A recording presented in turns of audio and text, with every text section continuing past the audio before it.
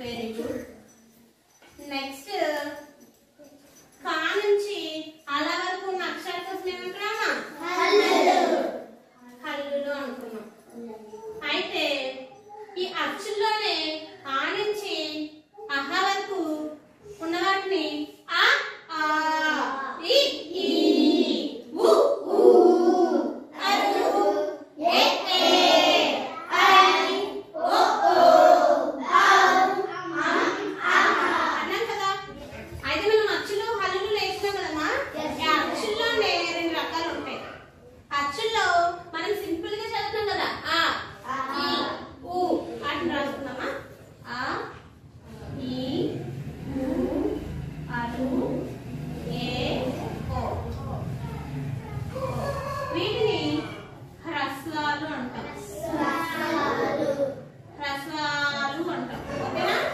అయితే రిమైనింగ్ చూడండి, green colour underline చేశాం కదా.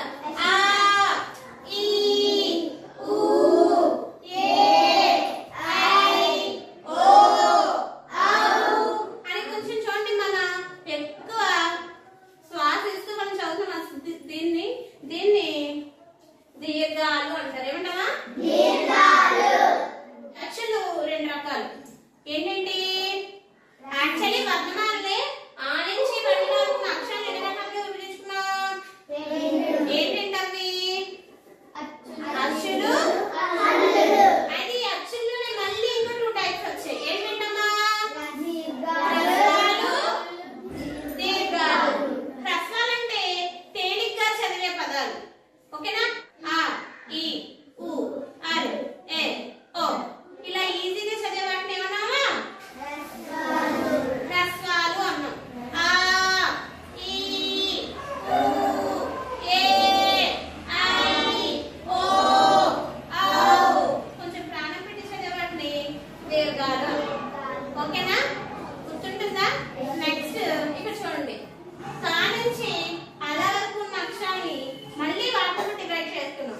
అయితే ఈ బండి నా కోసం తర్వాత నేర్పిస్తాను. వీటిలో జస్ట్ నార్మల్ గా చెప్తాను మీకు. 3rd క్లాస్ 4th క్లాస్ వాళ్ళకి వచ్చిందనమాట. వీటిని ఈ లైన్ మొత్తాన్ని కా వర్గం అంటాం. ఏమంటామా? ఈ ఈ చా వర్గం, ఈ చా అంటే కాతో మొదలైన కాబట్టి ఈ 5 ఏమంటామా? చాతో మొదలైన కాబట్టి తాతో మొదలైన కాబట్టి ఠాతో మొదలైన కాబట్టి